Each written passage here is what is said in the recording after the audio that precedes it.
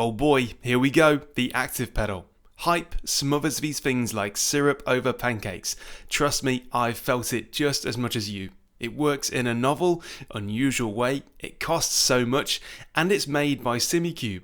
It must surely be the best sim racing pedal ever, right? Sort of, yes, but it's not quite so simple. You see, its unique abilities are amazing, the proper innovation that would have been April Fool's material just a few years ago. But these abilities solve specific problems that may not even apply to you, and if you're not the type of sim racer that'll take full advantage of its extra abilities, then you may be overpaying because you won't really see a practical difference over a set of high-end traditional pedals that will be much cheaper. There are even certain ways in which the Activepedal feels less premium than some normal pedals, so it's not all sunshine.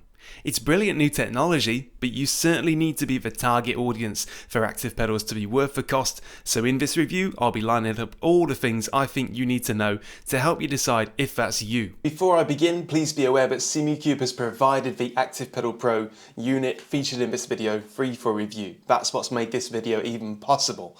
But bear in mind, this is a review, not an ad. Pros and cons will be covered with you as my #1 priority, and Simucube has left me to my own devices to do exactly that. Please do watch the whole thing through before coming to a conclusion, but should you proceed to buy, then there are shop links in the video description below. Some of them will be affiliate links that help support the channel at no extra cost to you, and thank you for taking a look. Questions and comments are also very welcome, so please don't hesitate. First up, a quick summary of all the main points to come in this video. Yes, the Activepedal can convincingly behave like any pedal, be it brake, throttle or clutch, with full customization, and it replicates the feel of high-end traditional pedals with surprising effect. It works great. It's not as smooth or quiet as you might expect at this price. If moved quickly along its range of travel, it feels and sounds quite rough and grainy, but is not really noticeable when driving. Pedal adjustment is very quick and simple. It takes mere seconds to completely transform the pedal into something entirely different without ever leaving your seat. You'll get best value out of it if used as a brake or a clutch. Using it as a throttle would be frivolously wasteful, but don't let me stop you. The haptic and force feedback effects are good to have included. I really like the ABS effect, but with no SimHub compatibility, some effects are a bit limited. Not all racing titles will give you full effects and can actually be matched or outperformed by dedicated haptic devices like bass shakers and pedal modules. For pretty much everyone, the optional pedal base plate will be necessary just due to the length of the Activepedal. It's there to act as structural support for the back half of the pedal, so factor this into your budget. The ideal audiences that will appreciate the Activepedal are racing professionals, variety sim racers, people that don't need to look at the price tag, and simulator businesses. They will love this. For everyone else, it will still be pretty exciting and cool new tech, but an overspend nonetheless. So this is the first Simucube product that's ever come through my doors, and what a way to start. It's a special moment, peeling this granite coloured casing open to see what lies within. In the box, you get a Simucube high-performance Allen key to shave tenths off your installation time, a power supply, a little box of bolts, and the Activepedal Pro itself. There's no denying that the way it looks scratches a lot of primal synapses deep within the brain of the average bloke. It looks like the kind of device whereby a rumour could spread that there's actually a bottle of vintage cedar wood and charcoal aftershave hidden inside each one, and I'd believe it for a moment. It's ridiculously clean and chiseled to look at. It approaches the job of a sim racing pedal completely differently to what we're all familiar with. Instead of using springs, elastomers or hydraulics to provide resistance under your foot, this uses an electric motor with a screw drive, nothing else. This is why the Activepedal costs so much more than your average pedal, as it's so much more technical, but this is how it achieves the special abilities that it has. Installation requires a little bit of commitment because, as mentioned in the summary, Simucube's base plate takes about half an hour to build, and it is a massive bit of kit, but it kind of has to be. The Activepedal is over a foot long. Most people's rigs will not be able to accommodate the entire structure without this to increase the footprint, so it's a very good idea to include the base plate, even though it adds 150 quid or so to the tally, annoyingly. At least the base plate itself is a well-made, well-thought-out thing, and you shouldn't lose any ability to position your pedals how you like. Generally speaking, you would have one active pedal to act as a brake pedal, whilst you have a Simucube passive throttle next to it, as shown here, for the cheapest 2-pedal setup, if that is such a thing. You can also add a second active pedal for a clutch. You can even add a third for the throttle and just completely pull out the stops. However, the active pedal can also coexist with Huizenveld pedals with official support they partnered up, meaning that you can connect a Huizenveld throttle and clutch directly to the active pedal instead.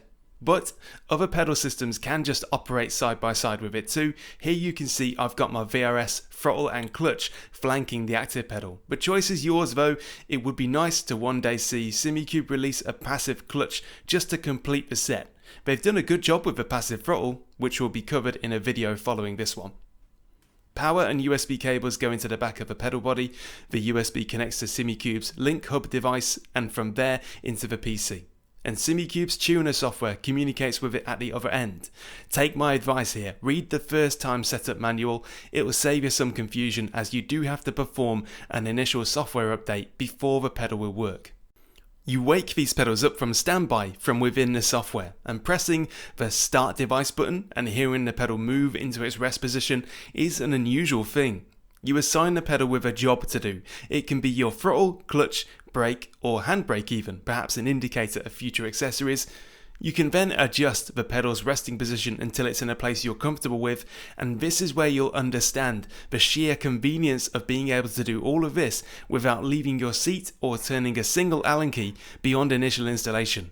Some things are still a manual operation, such as the angle and height of the pedal face itself, but all of the nuts and bolts that usually sit behind a typical pedal face are now electronically controlled.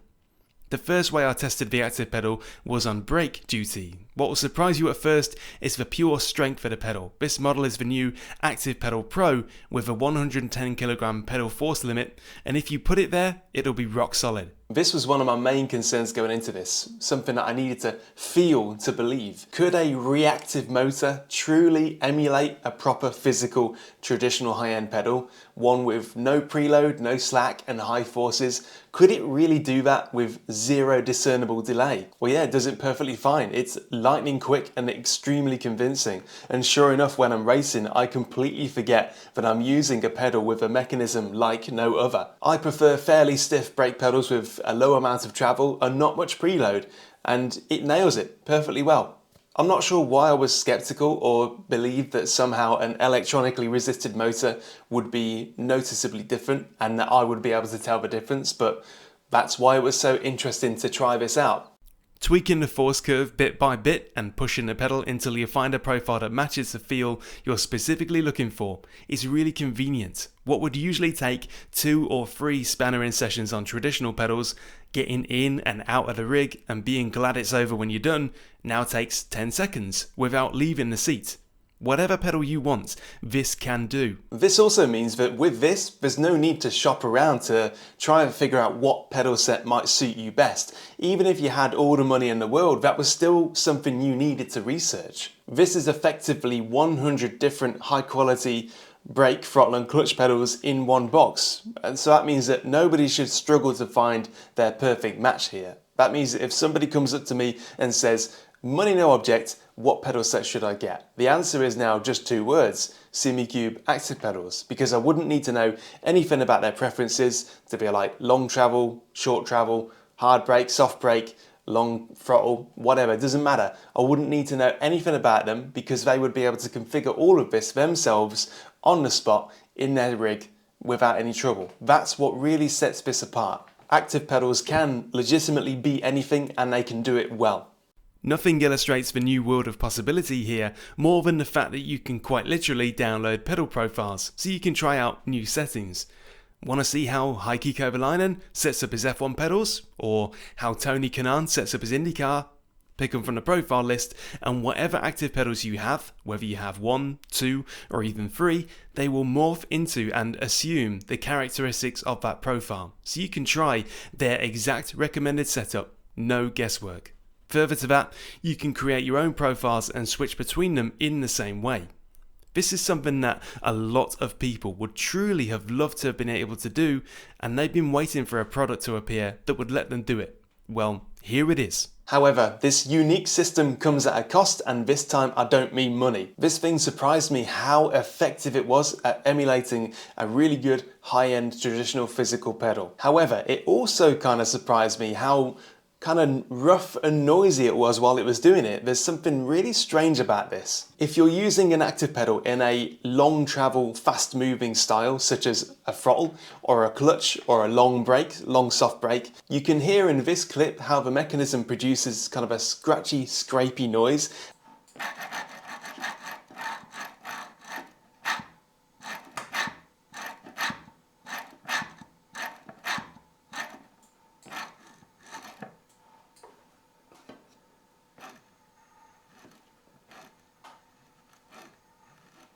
And you can actually feel this through the pedal face. It's not a silky smooth liquid action. And this definitely disappointed me a bit. For the price of this pedal, you would expect everything to glide like silk. I would expect silence and smoothness. So to find that this doesn't come across as elegant as some traditional pedals I've used in the past was kind of a letdown. Clearly this is just a byproduct of the mechanism inside, and I'm sure that if there was a way around it, Simucube would have found it or will find it. Having said all of this is just what you hear and feel when you're sitting in the rig just tinkering with the pedal. When you put your audio on and you focus on driving, that entire thing goes away. You don't feel it anymore. It's really, really strange and odd how this works with your mind. And the best way I can explain it is watch these two clips in sequence.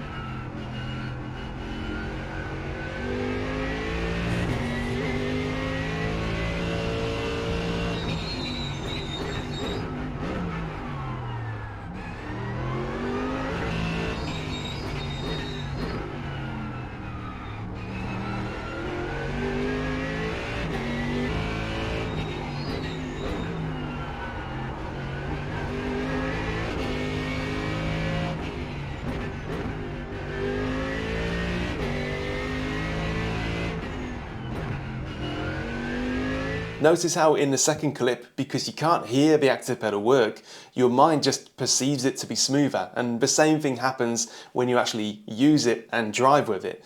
Because you can't hear it anymore, your mind just disassociates the feeling that you may feel through your feet if you can hear it. Long story short, if you can't hear it, you can't feel it. So how does it actually perform in each of its roles? As a brake, I found it to be excellent. I find it very much able to match my previous VRS pedals or Activepedal Invictus in terms of reproducible consistency. My accuracy is certainly no worse or hampered in any way, and I've got complete confidence in it. I always wondered how an active pedal felt, and the answer to that is just, it feels like any other high-end pedal. The ABS haptic effect is very convincing too, a little more on that later in the haptic section of the video. But ultimately, its ability to perform well as a brake was the most important thing to me, the real test. And it's a mark of success that I actually have quite little to say about it. It passes with flying colours and I have no criticism. Because this is a pedal with an unusual mechanism, what I'm really looking for is a telltale sign that something just isn't right. But it's a perfect mimicry. I'd never know the difference. As a clutch, it took a little bit of experimenting with the force profile to find a good feel, one that properly emulated a typical clutch pedal that I know, but nonetheless, within a couple of minutes, I settled on something I was happy with. It is fully capable of imitating a clutch pedal of virtually any type. It's so good to just be able to essentially draw the clutch resistance by hand. Clutches are usually quite tricky to tweak on traditional mechanisms. Although the clutch pedal is the one that you'll be pushing the fastest a lot of the time, that scratchiness I mentioned earlier isn't really noticed. You're far too focused on your shifts in practice, so it feels as smooth as any other.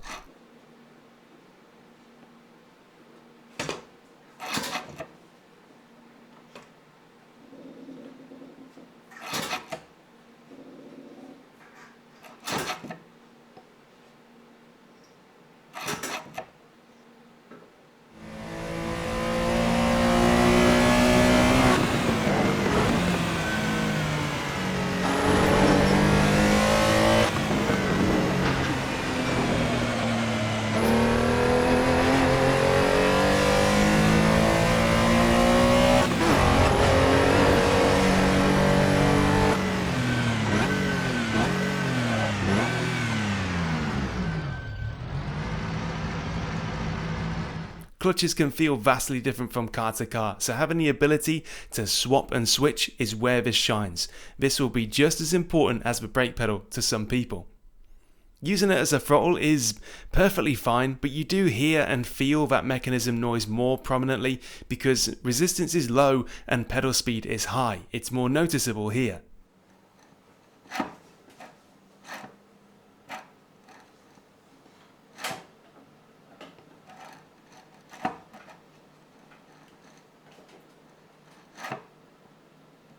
This is the least smooth throttle pedal that I've used and it feels slightly mispurposed. Nonetheless, you can tune the throttle to add character as you see fit with friction, damping, force curve options, engine vibrations and traction control effects if your simulator supports it. There is an argument to be had for an active pedal throttle, but you'll be throwing big money at a small problem. But if you want a throttle pedal to feel exactly how you want and you don't want to mess around with springs or anything like that, this will do it. So now to turn to the Activepedal's other unique ability, and that's force feedback effects. And the 5 effects currently available are ABS, traction control, engine vibration, G-force and brake lockup. But there's something important that you need to know because not all racing simulators can support all of these effects. For example, sims like Assetto Corsa and ACC, they'll support the effects, all of them. iRacing cannot support traction control, G-force or lockup effects on the active pedal. That's 3 out of the 5 main effects right now that you won't have access to if you're an iRacing main driver, and let's face it, that'll be a lot of you. Furthermore, Simucube has, as far as I'm aware, chosen to pass on cooperation with popular third-party software SimHub and doesn't appear to be moving towards it anytime soon, as far as I'm aware. If you don't happen to know the significance of that, then I can explain it with one comparison. SimMagic does cooperate with SimHub, and therefore their pedal haptic modules, which are really popular, they can tell you when you're locking up your tyres in iRacing's Porsche Cup, whereas Simucube's active pedal, at many times the cost, can't. Ultimately, this means that depending on what you're into, you could be missing out on things that you wouldn't expect to be. If, for example, you tend to only drive in iRacing, and if, for example, you only tend to drive the Porsche Cup, then the only effect that you actually have access to is engine vibration, nothing else. Whereas if you happen to mainly play another simulator, then you'll get access to all the effects. The current effects and compatibility list is currently shown on screen, but I'll put a link to this in the description. I sure hope it changes over time, and I'm sure that it will. So are the available effects any good? The engine vibration effect is up first, and it is a nice addition, but it also really only kicks in when the pedal is actually being pressed. The vibrations are felt solely through the pedal, and nothing is really transferred to the rest of the rig, so you'll only feel it in your foot and calf.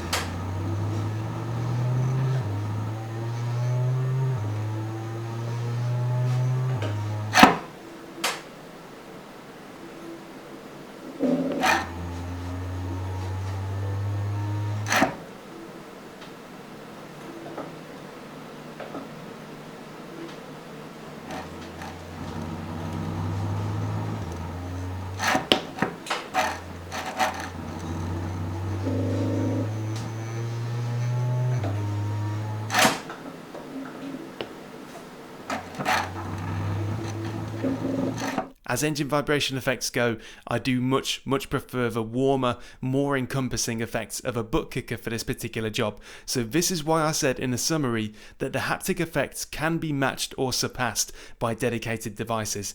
It's nice to have the option on the active pedal, but I would take a butt kicker over an active pedal for this particular thing any day. However, if I'd never experienced a bass shaker before, then I'd imagine I would be in love with this effect. That's why I also say that your satisfaction will hinge on what you have and haven't experienced before. I don't want to be that type of reviewer that's completely lost his foot on the ground and can't appreciate a Lamborghini just because I've tried a Ferrari before.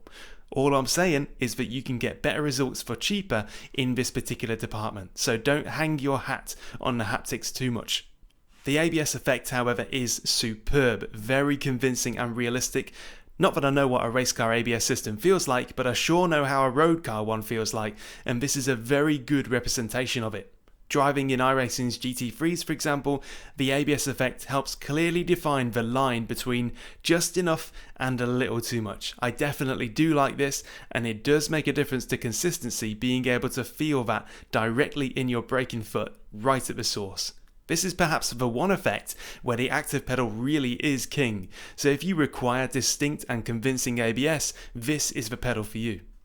The G-force effect is pretty weird. It basically floats the pedal away from you when you're accelerating and floats it back towards you when you're braking to try and impart an effect of inertia back and forth along your leg line.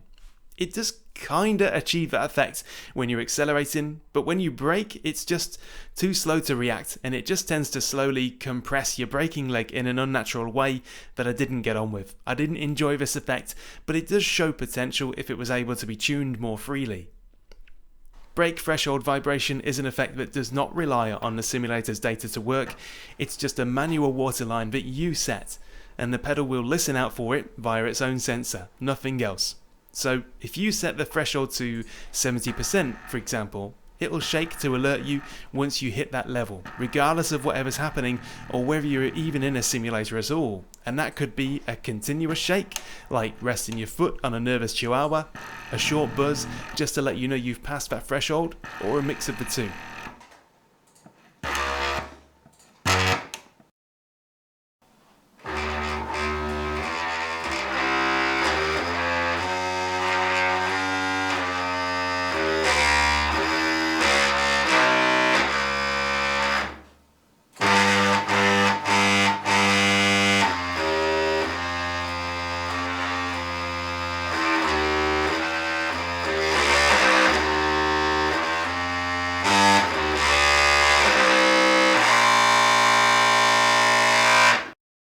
It's a good idea in essence, and it will help you if you're struggling to dial your muscles in for consistent braking, but ultimately it's a passive effect, so it's limited in use.